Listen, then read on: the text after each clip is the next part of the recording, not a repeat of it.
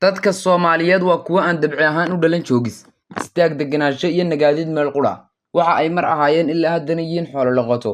Waxa ay ku noolaayeen xaaladda miyiga oo falsafadeedu tahay socdaal, carar, soco oo raadi kobta biyaha baadka iyo lagu ogyahay.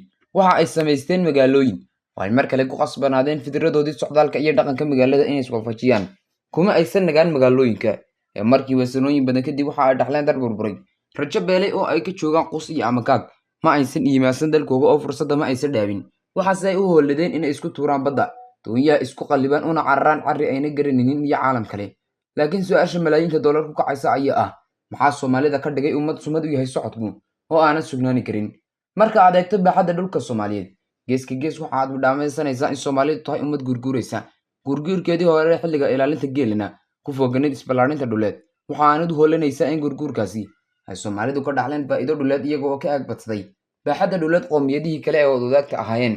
Waxaa xaal saas ahaadaba waxa ay u noolaadaan hanaan ah ka tagista dhulka ay joogaan, una hayaamaan deegaanka daaqa iyo baad kale, kana dhigtaan dhaqan nololeed. Balse markii dambe ee dowladiyada iyo casriganba waxa uu isku bedelay cillad dhaqan dhaqaale iyo mid siyaasadeed.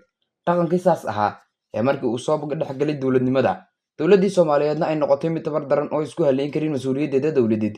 Dadkii Soomaaliyeed iyagoo ka faa'iideysanaya abuurkoodii socdaalka iyo aragtidii burburka dowladda waxay noqdeen kuwo ku faafa adduunyada, badaha isku daadiya badweyntana naftooda ku halliga, iyaga oo marmarsiyahoodu yahay raadinta nolol dhaanta dalkii ay ku kacaameen.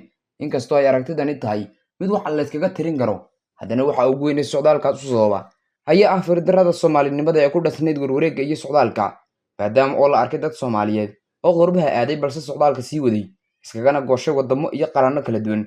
Siday doontaba ha ahaatee, Soomaalida dhaqankani waxa uu galabsaday siyaabo togan iyo kuwo taban labadaba. Waxyaabo ay arrintaasi sababaanna waxaa ka mid ah: 1. Siyaasad la'aan ku salaysan dedegan. Markii dadka Soomaaliyeed ku noqdeen kuwo ku suntan socdaal iyo deganaansho la'aan, waxaa adkaatay in la helo matalaad siyaasadeed oo dhab ah. 2. Tiro aan sugnayn oo dadka Soomaaliyeed. Tirada dadka Soomaaliyeed ma jirto cod si sax ah u sheegi karta ilaa haatan, weligeedna waxa ay ku salaysan tahay ku tirikuteen iyo mala awoon. 3. Waddaniyad xumo. Sidii aynu soo sheegnayba, dadka Soomaaliyeed waa kuwo ka soo socdaalay miyiga, imanayay magaalada, sidoo kalena u sii geediyay caalam kale. Biyo fadhiya kuwa socda ayaa kiciyay waxay sababtay in dhalinyarada Soomaaliyeed dalka ka cararaan, waxaana meesha ka baxday jeclaanshihii gaarka ahaa ee ku dhisnayd waddaniyadda Soomaaliyeed.